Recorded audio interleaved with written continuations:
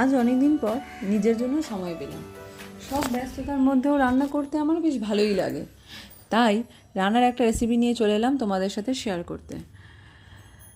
প্রথমে আমি চিংড়ি মাছটাকে ভালো করে ধুয়ে কেটে নুন আর হলুদ মাখিয়ে নিলাম।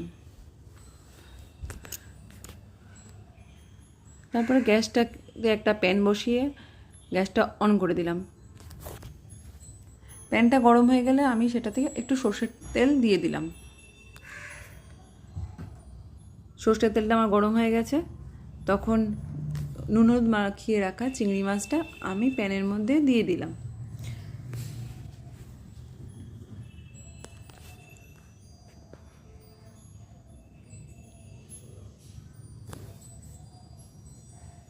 হালকা